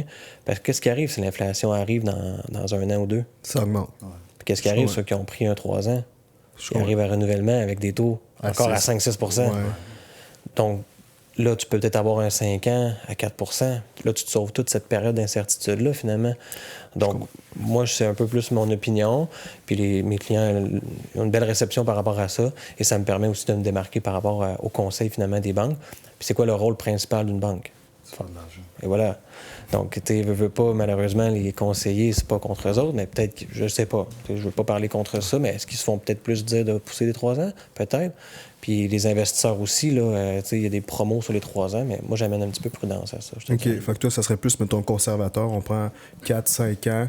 Même 7 ans. 7 ans, ah oui? OK. Hey, durant le COVID, 1,69, 7 ans chez Desjardins. Oui, effectivement. Je suis content de l'avoir. Effectivement, on aurait tout voulu. Même 10 ans, était à 2 on là, tu était trop sentais pas. Mais tu sais, 10 ans, ça existe. Et puis, il faut les surveiller. Mais aujourd'hui, on a 4,74 à peu près pour un 7-10 ans. Là. Donc, ça y penser. Donc, oui, puis un variable, c'est toujours un contrat de 5 ans, généralement. Oui. Donc, quand on convertit, c'est pour le terme restant. Là. Donc, si tu as fait 2 ans là-dedans, tu peux continuer pour 3 ans. Donc, voilà. OK. Donc, ouais. C'est Puis, super. mettons, pour les gens qui ont déjà, mettons, leur propriété, tout ça, puis, comme là, il y a justement l'arrivée des taux renouvelés, comment ils devraient penser à, mettons, si tu te fais offrir une offre, là, tu vois le marché qui... T'as pris ta maison qui monte parce que les taux baissent. Comment est-ce qu'ils devraient penser à... Est-ce que c'est le temps de vendre? Parce que, justement, je regarde la valeur de ma maison puis je me dis, c'est peut-être un bon coup de faire un bon coup. Comment est-ce que... Tu sais, peut-être les gens de notre âge, là, plus, là, mais... Ou même les gens un peu plus vieux, mettons, je pense à nos parents, tout ça. Comment est-ce qu'ils devraient penser à... C'est quand peut-être le bon moment de vendre si tu as une offre? Parce que... Ah, mais c'est parce que si tu vends, tu vas racheter cher aussi. Ouais, c'est ça. Tu sais pas où tu vas te retrouver. Je pense que pendant le COVID, c'est ça que les gens n'ont pas regardé. C'est que tu vendais ta maison au triple du prix que tu l'as acheté, mais ton voisin aussi vend au triple du prix. Fait que tu viens de gagner peut-être 2000$ sur le... Mais là, il faut que tu penses à déménager aussi. Fait que ton 2000$, il est plus là. Fait que... J'ai acheté une maison, évidemment, moi, en 2020, et mes vendeurs se sont fait construire. Ils ont fait une belle passe d'argent, puis c'est correct, avec la vente de leur maison à moi. Mais après ça, quand ils sont arrivés pour se construire, le prix du bois a monté. Ça leur a coûté 80 000 de bois de plus que la soumission qu'ils ont eue à cause que le bois a monté. Donc, il faut juste faire attention. Je te dirais, qu'est-ce que je vois souvent, finalement, surtout si tu es bien dans le secteur que tu es, tes enfants vont déjà à l'école proche, tu aimes le secteur, tu es proche de ton travail, tu voudrais un petit peu plus grand, tu voudrais une nouvelle cuisine. Rénove. Tu serais surpris à quel point, finalement, juste rénover donne en plus de la belle valeur à ta maison. Peinture, salle de bain, cuisine, c'est les 3 pas mal rénovations qui vont faire monter la valeur de ta maison le plus rapidement. Puis souvent, c'est là que tu passes le plus de temps là, quand même dans ta journée ou dans dans ta maison, dans le fond. OK. Là. Et d'où le refinancement, que tu utilises finalement l'équité. Oui, si tu vends, tu vas avoir, exemple, 300 000 de profit, mais tu peux aller chercher cet argent-là en refinancement. Donc là, c'est de voir quel produit que tu as. Est-ce qu'il faut que tu es mieux de rester temporairement avec ta banque, tu peux lui redemander des sous, ou quand tu arrives à renouvellement, tu peux peut-être aller déjà te chercher un 100 000 de plus, prendre le temps de te faire une belle cuisine puis d'être bien, ou rajouter une chambre aussi. Là. Donc, peut-être au niveau de refinancer sur ton équité, là, c'est quoi un peu le... Je sais que tout le monde, on en parlait tantôt, là, puis on disait que c'est super con. Là. Tout le monde dit ce genre de terme-là, mais concrètement, personne ne sait ce que ça veut dire puis comment ça marche. Mais c'est quoi la différence entre refinancer sur ton équité versus, je sais pas moi, t'as 50 000 dans tes CELI? Pourquoi pas te décaisser? C'est quoi un peu l'avantage, désavantage de... Puis comment est-ce que les gens devraient... Pourquoi, dans quel cas tu devrais penser à faire ça? Bien, c'est sûr que les CELI, hein, c'est libre d'impôt, hein, tes rendements. Donc, c'est super avantageux. Puis, je pense que si tu as un CELI à 5 % et tu es déjà de ta maison, tu es steadé dans ta vie, peut-être revoir ta stratégie de croissance dans ton CELI. Tu es peut-être capable d'aller chercher du meilleur rendement que ça. Là. Donc, entre du 10 puis du 15. Donc, c'est mon avis personnel. Quand tu veux t'acheter une maison, c'est bon d'avoir du 5 % pour garder ton capital. Donc là, tu veux peut-être pas décaisser des CELI avec un bon rendement. Donc, à la place, tu vas aller chercher peut-être un 50 000 avec le refinancement. Et tantôt, je parlais de la règle de... J'aime bien les règles de 3, là, super simple. 500 $ par 100 000. Ben, si je vais chercher 50 000, ça va peut-être me coûter 250 $ par mois. Donc, finalement, pour 250 $ par mois, ben moi, je peux avoir une belle cuisine, je peux être heureux. Donc, ça te sert à faire ça. Et je comprends que l'équité est un peu un mot un peu des fois compliqué, mais finalement, c'est juste l'argent qu'il y a dans ta maison que tu peux prendre. Tu peux pas refinancer plus qu'à 80 % parce que la banque va quand même... se mettre des limites. Tu ne veux pas réhypothéquer à 100 % puis si la valeur de la maison diminue finalement par un crash immobilier. C'est déjà arrivé aux États-Unis. Donc, tu es 80 %. Donc, si sur 100 000, je peux juste prendre 80 000, il y a comme un 20 000 qui est pris dans la brique. Là, je ne peux pas la prendre. C'est là. C'est un filet de sécurité aussi pour toi plus tard. Et ben, tu as le droit de prendre l'argent, justement, là, qui est libre, qui est à toi. Et tu as des produits comme marge de crédit hypothécaire qui peut être intéressant. Ou est-ce que tu ne vas pas prendre... Chercher de l'équité, au début, tu peux soit l'avoir en prêt hypothécaire. Tu vas avoir l'argent dans ton compte, mais tu payes l'intérêt tout de suite. Des fois, les gens ne sont pas prêts à tout de suite utiliser l'argent. Soit que... Oui, ils arrivent à renouvellement aujourd'hui, mais ils veulent faire les rénaux dans 6 mois. Pourquoi je paierais 1 000 $ d'intérêt par mois? Donc, on va chercher une marge de crédit hypothécaire qui est un peu... Tu ne payes pas d'intérêt tant que tu ne l'utilises pas. C'est comme une marge personnelle. Je pense que tout le monde connaît le principe d'une carte de crédit, une marge aussi, une marge, un taux d'intérêt beaucoup plus bas. Et quand c'est garanti par la maison, la marge de crédit, c'est là qu'on l'appelle hypothécaire, tu as un taux d'intérêt plus aux alentours de 5,5 aujourd'hui, là, au lieu d'avoir une marge personnelle à 8 %. Là. Ouais. Donc, Puis c'est ça. Puis je pense que on dirait que c'est pas tout le monde, mettons, qui ont leur propriété, qui vont assez utiliser ça. On dirait que là, leur marge de crédit, leur l'équité sur leur maison. Souvent, les gens, mettons, ils vont acheter leur maison, on va dire 400 000, ben, ils vont attendre de la payer, mettons, sur 25 ans. Mais c'est comme si t'as pas vraiment... Il y a comme un 400 000 dans ta maison que tu laisses dormir là.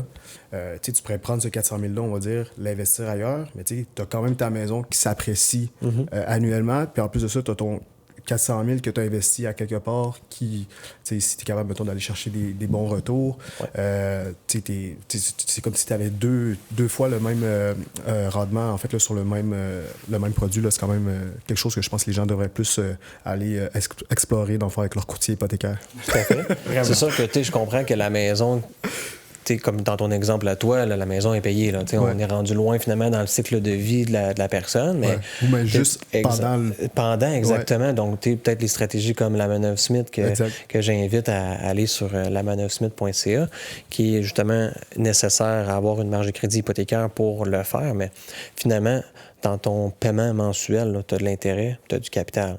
Bien, ce capital-là, finalement, il y a un moyen de l'automatiser que tu vas aller juste l'investir, finalement, mensuellement dans des marchés, des fonds non enregistrés, pas CELI, pas REER, parce que tu vas vouloir déduire, finalement, l'intérêt de cet emprunt-là. C'est encore là, tantôt quand je parlais du principe, si tu empruntes pour finalement gagner du revenu, tu peux déduire les intérêts. Donc moi, je le fais personnellement avec ma conjointe.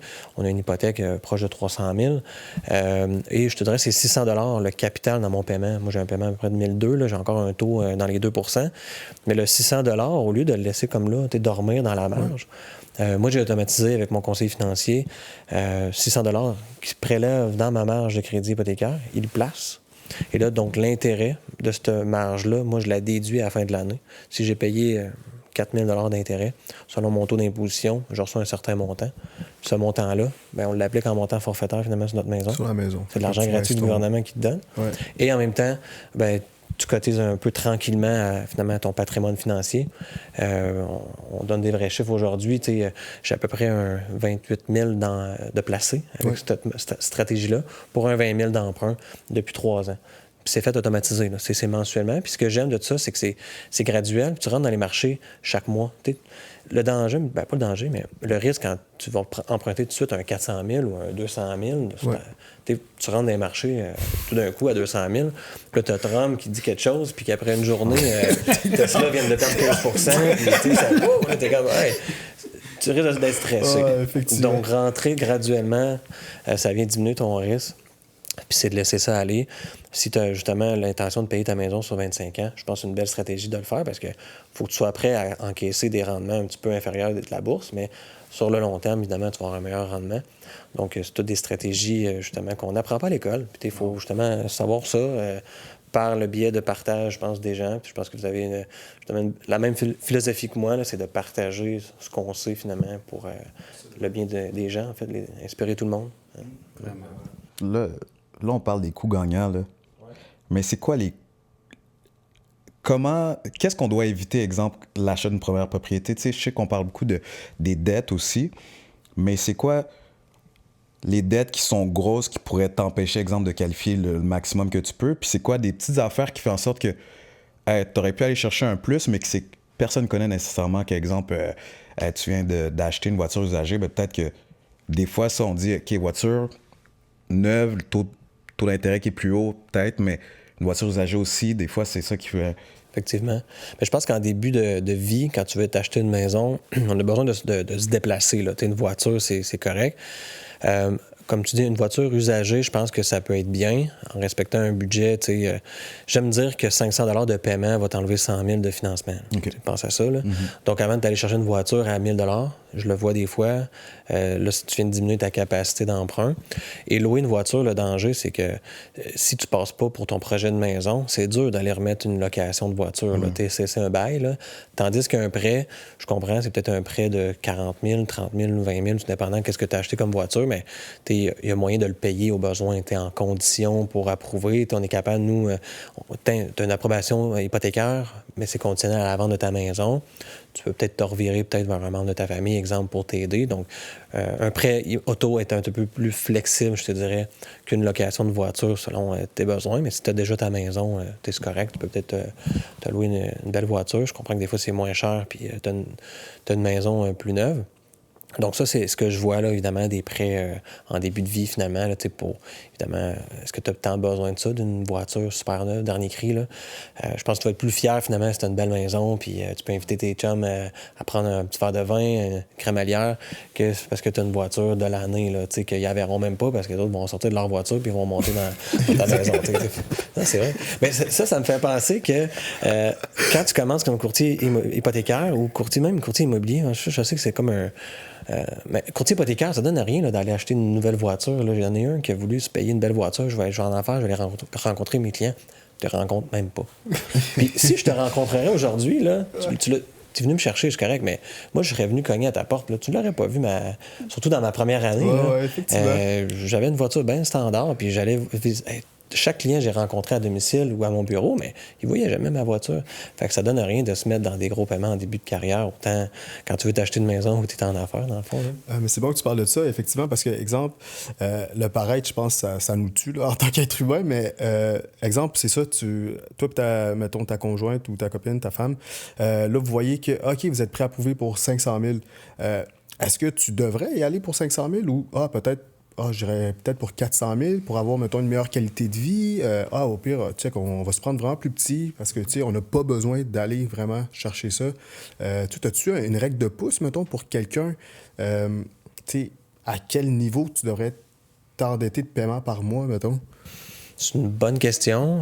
Je te dirais que la banque va toujours te préautoriser pour plus. Okay? Ouais. Ils vont toujours aussi mettre un taux d'intérêt de 2 % de plus que qu'est-ce que tu vas payer. Donc, si on te préautorise au maximum à 500 000, finalement, tu es peut-être capable même plus si on regarde le taux que tu paierais. Mais en même temps, si justement tu es à la limite de qu'est-ce que la banque te qualifie à plus 2, à 500 000, repose-toi des questions, évidemment. Donc, peut-être de revoir. Puis, je pense que c'est vraiment d'y aller avec ton budget mensuel, toi, comment tu es à l'aise.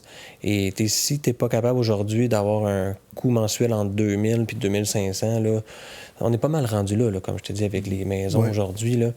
De respecter ça, parce que des paiements à 3 000, ça peut monter vite quand même, là, avec tout, je te dirais.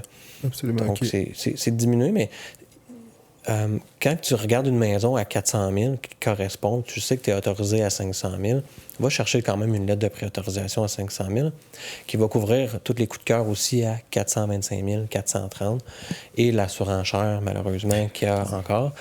Combien de fois que je fais une lettre puis que finalement, je reçois un petit texto, un courriel d'urgence. Faudrait que j'aie une lettre à 550 000, tu sais, je suis comme...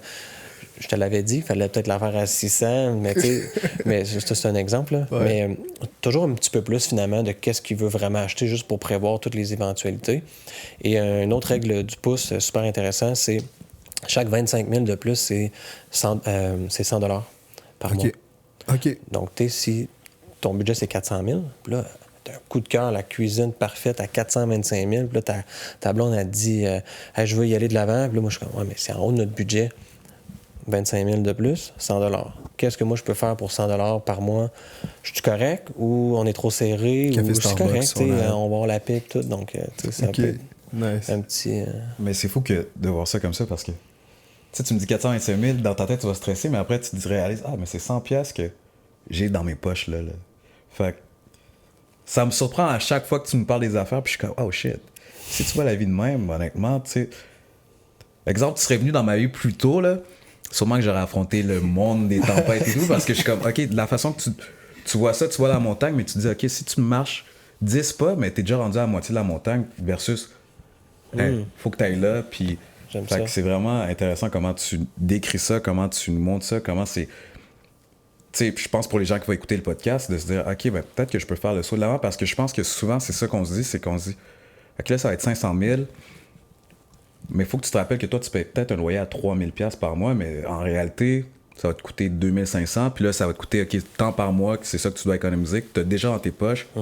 Fait que, OK, là, je suis prêt à y aller, puis pour le reste, c'est intéressant de voir ça comme ça. Ta règle, est-ce que ça comprend le capital et intérêt? Oui. J'ai sur mon blog les règles simples du prêt hypothécaire. Là. Donc, j'en ai établi à peu près entre 5 et 10. Là. Donc, tous des petits trucs comme ça aussi. Là. Donc, même 5 000. Tu sais, 5 000 là, en surenchère, là, le courtier immobilier t'appelle. Il dit es-tu prêt à mettre 5 000 de plus? Hey, 5 000, c'est de l'argent. Là. C'est combien avec la règle de 3? 20 $. Bon, 20 $, qu'est-ce que je fais? Je dis pas de toujours aller de l'avant, mais des fois, dans des moments stressants où est-ce que moi, le courtier hypothécaire, j'ai aussi une famille, je suis pas disponible le samedi soir, puis les courtiers immobiliers, ça visite, faut faire c'est stressant, puis tout, tu veux pas déranger, ben en sachant un petit peu ces petites règles-là, t'es 5 000, 20 $, 25 000, c'est 100 $, ben, ça peut peut-être t'aider des fois quand c'est stressant de dire c'est quoi la décision que je prends aujourd'hui. OK. Alors, c'est super bon. Peut-être je vais plus diverger un peu plus côté investissement. Mettons, là, je vais prendre mon beau-frère là, parce que là, il vient de commencer son entreprise et il commence quand même à faire beaucoup d'argent. Il est jeune, il a 19 ans. Ça serait quoi il devrait-tu commencer par un duplex, un triplex, quadriplex ou aller directement dans les gros plex, mettons 6 et plus? Est-ce que ça, c'est des choses que, mettons, tu vas entourer, mettons, tes clients? Effectivement. J'ai eu la discussion avec un client hier, justement. Ouais. Il m'appelait, puis ça fait longtemps que je le suis. Il va être préautorisé, triplex, construction neuve. Là, il m'appelle pour un siplex, construction neuve, à PH Select, la grosse affaire. Là, mais faut y aller à la base. La montagne est là. Il y a toujours un camp de base quand tu vas à l'Everest. Je sais que la destination est en haut. Donc, commence par la base. Alors, regarde c'est quoi, finalement, vraiment, tu es sur le terrain, investir, gérer des locataires, faire les paiements de factures, ça peut venir vite, la gestion. Donc, je te dirais qu'un 4plex et moins serait un petit peu plus ma première achat. Oui. Première, je te dirais, conseil, mais c'est correct d'aller dans le 5-6 quand même, mais peut-être t'associer avec quelqu'un aussi qui a de l'expérience. Parfois, des fois, on veut juste faire les choses par nous-mêmes, qui est correct, je peux le respecter, mais de commencer par voir aussi si t'aimes ça. Moi, j'en ai acheté de l'immobilier quand même, plus via mon incorporation. mais je suis en train d'en vendre parce qu'il y a des points aussi que, tu sais, ça dépend où est-ce que tu es rendu dans la vie. Je vais en garder de l'immobilier. Est-ce que je vais avoir un méga parc? Il y en a que oui, il y en a que non. Donc, c'est de voir, est-ce que tu vas aimer ça? Donc, si tu vois déjà trop gros, tu as des trop gros défis, tu vas peut-être te décourager, finalement. Donc, c'est peut-être commencer avec un petit plex, mais il n'y a rien contre le 5-6. 8 aussi. Il faut savoir aussi que il y a un prêteur aussi là, chez Desjardins, exemple, là, qui permet quand même jusqu'à du 8 logements financés au résidentiel. Au lieu d'aller dans le commercial, que là, c'est des bonnes grosses mises de fonds. Là. Donc, tu peux commencer quand même là, au résidentiel avec du 5-6-8 là, chez Desjardins. Tu as RBC aussi. Vous pouvez les contacter directement ou vous m'appelez pour je vous guide là-dedans. Là. Mais je vous donne des trucs. Souvent, c'est des erreurs que je vois. Puis j'ai un blog là-dessus aussi. Ceux qui achètent aussi avec une business, tu peux acheter un 4plex, un triplex avec une entreprise. Parce que ta mise de fonds, il y en a qui s'incorporent puis ils ont un 100 000. Ils veulent s'acheter un immeuble locatif. Vu que c'est leur compagnie, ils vont aller chez service commercial, dans le fond. Non, il y a des programmes résidentiels dans Banque nationale, Scotia, CIBC, où est-ce qu'on va te qualifier comme si tu l'achetais personnel. Moi, c'est comme ça que j'ai acheté tous mes immeubles. J'ai comme toutes des 4plex et moins. C'est toute ma compagnie, mais j'ai toutes des conditions résidentielles. Donc, mes taux d'intérêt sont beaucoup plus bas, parce qu'un taux commercial est plus élevé. Je me faisais payer le notaire, je me faisais payer l'évaluation. Quand tu es au commercial, là, c'est... Tu payes tout. Tu es un entrepreneur, tu payes tes affaires. Puis tu payes même ton courtier hypothécaire, je pense même. Oui, il y a des frais de gestion, des frais de courtage là, commercial aussi là, qui peuvent s'appliquer. Là. Les banques ne rémunèrent pas les courtiers hypothécaires, mais je pense qu'on peut amener aussi une belle plus-value. Et c'est correct aussi de faire affaire directement, exemple, avec un directeur de compte dans le multilogement. Mais à un moment donné, tu vas être pogné. Là, puis les normes aussi peuvent changer d'un prêteur à un autre. Puis exemple que tu es avec une couleur verte, tu as un financement là, mais avec une autre prêteur qui offre un taux plus bas, malgré que, oui, un taux, exemple, un frais de courtage de 1 %, mais je te fais gagner 200 000 de financement de plus.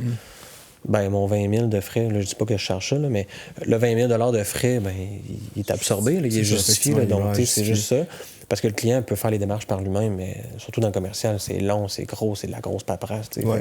Une fois que tu te colles avec un bon courtier hypothécaire, à long terme, je commence. Là, j'ai 3-4 clients, justement, qui étaient tous résidentiels. Puis c'est ça. Ils ont commencé. Puis là, ils sont prêts à faire du 5-6. Ben, je les accompagne là-dedans. Puis c'est un peu pour ça aussi l'évolution de Bonsaï Multilogement.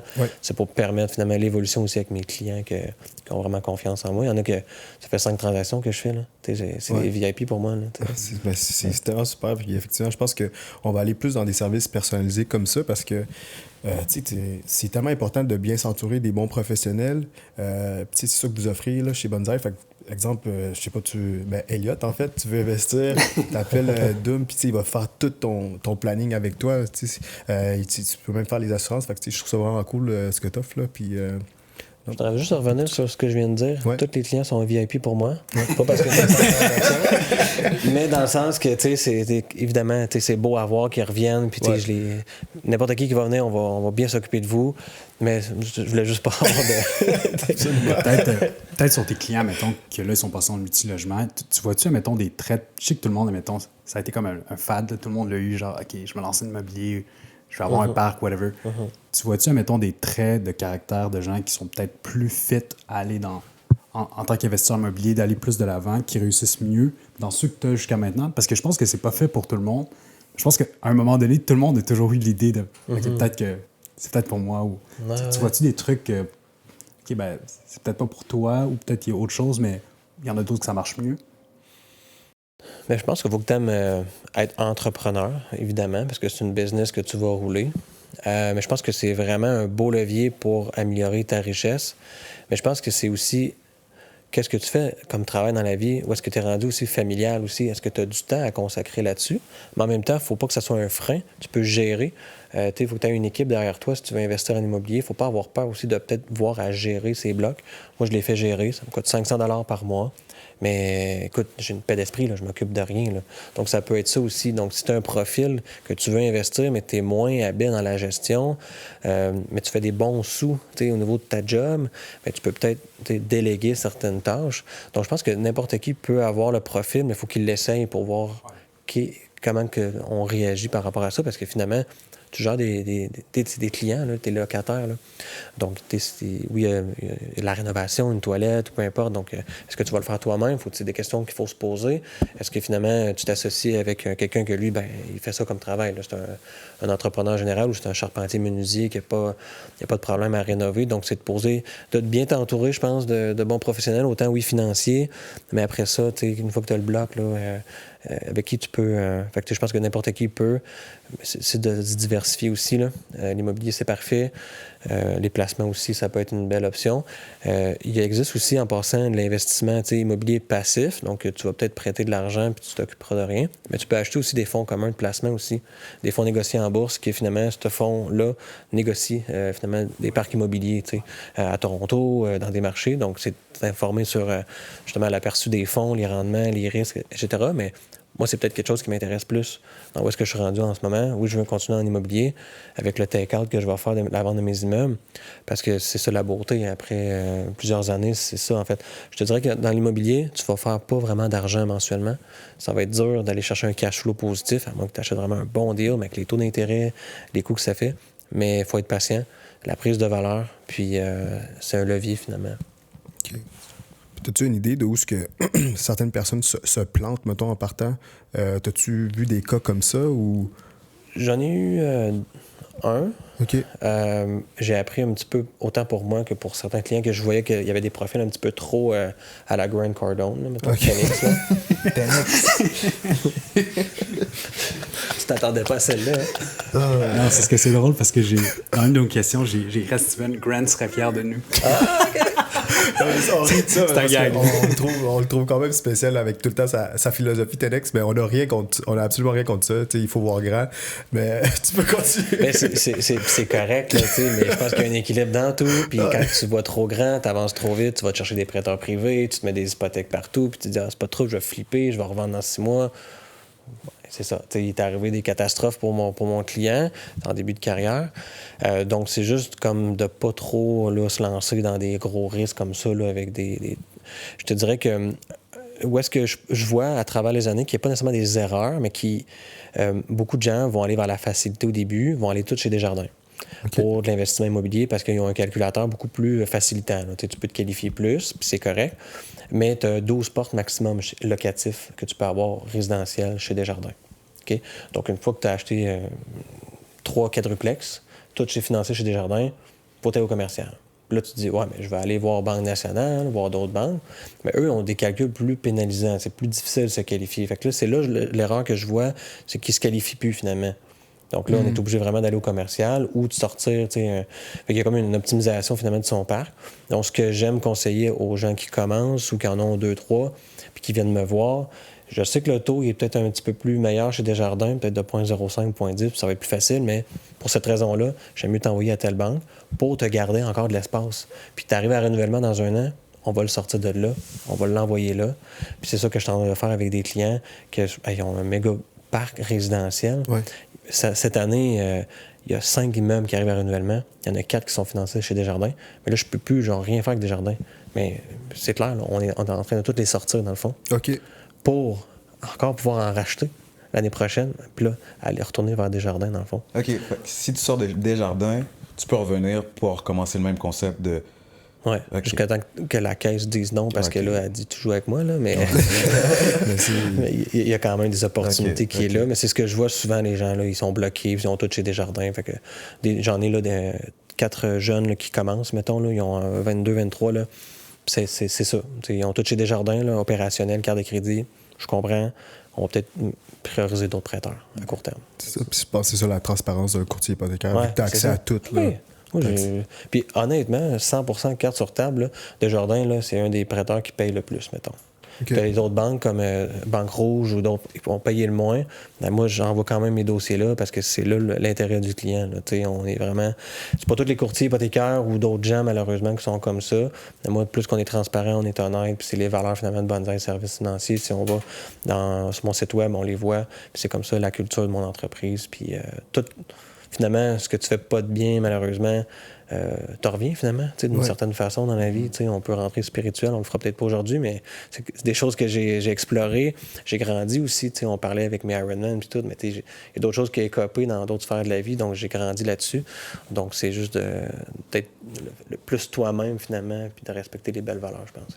Moi, je vais sortir un peu du track. Je vais aller un peu dans le spirituel. Ouais. Parce que tantôt, tu nous as parlé, tu fais beaucoup d'affaires. Puis moi, mon problème, c'est ça. C'est que des fois, je suis tellement éparpillé que j'ai pas l'impression d'avoir du temps. Puis tu sais, un gars comme toi qui fait des Ironman, qui ouvre sa business. 2 kids. Ouais, 2 kids. T'as une femme aussi. Tu sais, on a tous des copines. Puis des fois, moi, juste d'avoir une copine, j'ai pas d'enfants. Ces deux-là ont des enfants. Puis des fois, je suis comme, hey, j'ai pas de temps à donner à ma copine. Je sais pas comment faire. Toi, comment tu fais pour tout mélanger cet aspect-là de ta vie? Puis que tu sois. Tu sais, tu te présentes, t'es pas un gars qui a l'air nerveux. T'es pas. Peut-être dans ta tête, ça roule, mais tu le démontres pas. Puis. Je suis un canard, hein? Mais comment tu fais pour vivre avec ça? Parce que je sais qu'il y en a qui... Tu sais, comme moi, j'ai la tendance à peut-être... les gens que je suis à l'aise, je vais leur montrer que je suis un peu stressé, mais les gens que je connais pas, tu sais, je suis tout le temps comme, hey, salut, ça va, puis tout va bien. Mais toi, comment tu fais pour vivre dans ce monde-là? Là? Je pense qu'il y a une chose, puis bravo, tu me l'as dit tantôt, tu as arrêté l'alcool, tu as beaucoup diminué, mais ça a été une clé pour moi de l'arrêter. Ça me permettait pas d'être en forme le matin. Donc, je suis quelqu'un qui se lève à 5 heures tous les matins, mais je me lève par mon corps lui-même, pas tant de cadran que ça, puis encore avec de la passion. Fait que si tu trouves quelque chose qui te passionne, et avec des enfants et la business, je te dirais que quand les enfants se lèvent, tu n'as plus de temps à toi. Donc, tu sais, si on rentre un peu dans la spiritualité, c'est finalement juste prendre du temps pour soi, c'est la spiritualité, dans le fond. Donc, c'est juste d'aller chercher le moment dans la journée que tu peux l'avoir, ça, tout seul, silence, faire ce que tu aimes, lire, écouter un documentaire, travailler. Donc, moi, c'est entre 5 et 6 heures. Ma blonde se lève vers 6 heures. Donc, c'est là que je vais le chercher. Donc, c'est ce qui me motive, finalement, à me réveiller. Et quand je faisais mes Ironman, je mettais mon cadran sur la table de cuisine, je dormais, puis je l'entendais sonner à 5h, 4h30 le matin. Je voulais pas que mes enfants se réveillent. Je me levais. J'avais préparé tout mon linge sur le divan. Puis, j'étais prêt. Mon café, je l'avais programmé aussi le matin. Je le fais encore. À 4h50, mon café coule tout seul, en fond. Quand je me réveille, ah, yeah, mon café est prêt. Tout monde, hein? Je pense que ça vient de l'armée aussi un petit peu. Puis il y a aussi la discipline, justement, puis d'être un peu plus, je dirais, cartésien, là, mais la discipline, là, la résilience dans tout ça. Mais je n'ai pas été à la guerre, mais j'ai eu quand même des épreuves quand même difficiles. Mais je pense que c'est juste d'identifier finalement ton temps, tu le passes où. Puis je peux peut-être publier sur Facebook, mais je ne consomme pas de réseaux sociaux. Donc, c'est de voir finalement qu'est-ce que tu consommes, à quelle heure tu te lèves, à quelle heure tu te couches. Si demain, tu as une blonde, c'est aussi avec des enfants, c'est d'avoir un temps de qualité avec elle, au moins une fois par mois, juste vous. Faites garder les enfants, prenez un temps. Parce que malheureusement, j'en vois encore dans mon entourage, il y a des séparations, exemple, donc on se perd évidemment avec des enfants, donc c'est le temps de prendre soin quand même de notre couple. Puis je pense que c'est comment je fais, c'est juste ça, c'est d'avoir une passion, savoir c'est quoi tes affaires et de faire attention finalement à ton alimentation puis tes consommations. Puis vous êtes surpris l'effet négatif de l'alcool. J'en prends encore là, maintenant, là, un peu, mais beaucoup moins. Là, mais ça, moi aussi, depuis que j'ai arrêté, tu sais, là, j'ai un horaire atypique, fait que je me lève des fois à 2h du mat, je m'en vais travailler, je me lève à... Je dors 4 heures, puis je retourne travailler, puis... Tu sais, si j'avais continué à boire de l'alcool, je pense pas que j'aurais toffé l'hiver. Là, je suis comme, oh, ça va, puis... Même au niveau mental, plus que physique, tu sais, dans le temps où je buvais de l'alcool, j'étais plus comme, ah, c'est de la merde, c'est de la merde, c'est de la merde. Là, je suis juste comme, hey, écoute, si je continue encore un peu, ben il va m'arriver quelque chose qui va faire en sorte que je méritais de travailler. Moi, j'appelle ça travailler comme un chien, mais tu sais, sauf qu'à la fin de la journée, je suis payé pour ce travail-là. Fait que, tu sais, c'est sûr que c'est vrai que l'alimentation aussi, le sommeil, tu sais, moi, je peux pas dire le sommeil parce que je dors vraiment n'importe quand, n'importe comment, puis l'affaire de mettre ton téléphone à l'autre bout, moi, ce que je fais, c'est que c'est juste fait ma montre. Exemple, mon téléphone va charger dans la cuisine, mais ma montre, elle vibre. Fait que je me réveille, personne n'est réveillé, j'ai le temps de faire mes affaires, puis je suis dans le silence complet, puis ça fait du bien. Là. Mais je pense que s'il y a un conseil que je pourrais dire par rapport au sommeil, c'est la chose la plus importante, finalement. Là. Puis une phrase aussi simple en anglais que j'ai eue par mon mentor, c'est « Stop spending money just to save pennies ». Ça donne rien de s'acheter plein de gurus, plein d'affaires. j'en consomme du guru, là. Mais, tu sais, on cherche tout ça des trucs, finalement, qui nous coûtent de l'argent pour avoir plus d'énergie. Une chose qui est gratuite, c'est le sommeil. C'est Dors 8 heures, mettons. Ouais. OK. Ou selon ce que tu as de besoin. Ouais. 4 heures, je pense que c'est pas assez, mais je l'ai fait l'hiver dernier. Mais des fois, c'est.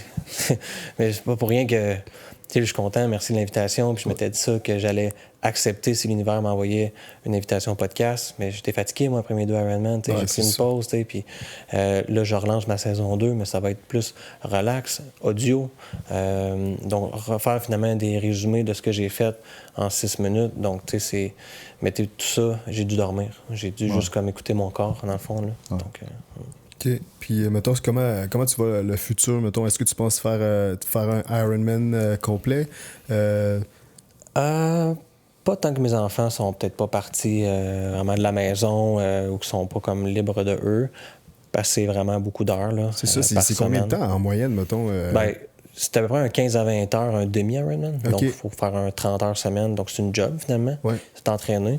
Mais là, tu n'as pas pensé au repas. Tout là, à côté. Là. Donc, ça fait juste comme pas de sens, mettons. Ouais. La course, par contre, j'adore. Il n'y a rien de plus simple que mettre des souliers, partir courir. Puis, c'est là-dessus que je vois mon futur. Je veux courir un 1000 km là, cette année. Mon premier marathon bénévole, là, justement, cette année à Québec. Nice. C'est un peu un défi personnel. L'année passée, je m'étais inscrit au marathon, mais je m'étais inscrit 1 an avant. Puis pendant cette année-là, ben, j'ai décidé de faire 2 Ironman. Fait que là, j'ai mal choisi. J'étais un peu des fois partout. J'étais intense, puis let's go. J'étais trop fatigué finalement pour faire le marathon. J'étais pas assez prêt. Fait que j'ai fait le demi. J'étais super prêt. J'ai fait un excellent temps. Mais je pense que la course permet de m'évader positivement. Vous seriez étonné à quel point des idées viennent en courant, là, encore ce matin. Puis je résous pas mal de problèmes, même des dossiers des fois en courant. Fait que c'est de trouver finalement... C'est une méditation, courir. Il faut juste trouver, chaque humain, c'est où son petit côté de méditation, ça soit dans la lecture, dans des... C'est sûr que, tu sais, dans la société d'aujourd'hui, la dopamine la plus... intense en ce moment est juste tout le temps dans nos poches. Là. C'est les cellulaires, autant avec les enfants. On pourrait s'en reparler longtemps, mais juste ça, diminuer. Puis vous seriez étonné à quel point ça fait du bien de ne pas dormir à côté de son téléphone.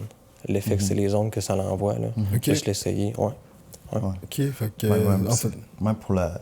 Ça, c'est des termes scientifiques. Même pour la production de spermatozoïdes et tout, de dormir avec des ondes de téléphone dans ta chambre, c'est pas bon. Là. C'est vraiment... Ta mélatonine... Ouais. Okay. Écoutez la télévision. L'écran, ça fait envoyer un mauvais signal à ton cerveau. Ça te dit, hey, il fait soleil. Mais c'est pas vrai, là, tu sais. Fait que tu devrais pas, là, je te dirais, dans 1 heure, une demi-heure, au pire, laisse ton téléphone ailleurs. Puis profite finalement du moment dans la chambre avec ta conjointe ou lis une lecture. Puis. Laisser ton temps d'enfant à ton corps de s'habituer puis se relaxer vraiment. Qu'est-ce que tu fais avec tes enfants? Est-ce que tu leur lis une histoire pour qu'ils s'endorment? Oui. Je comprends. Donne-leur une télévision ou un téléphone. T'en verront pas. Fait que pourquoi nous, on fait pas ça? Pourquoi on s'endort tout le temps avec notre téléphone devant?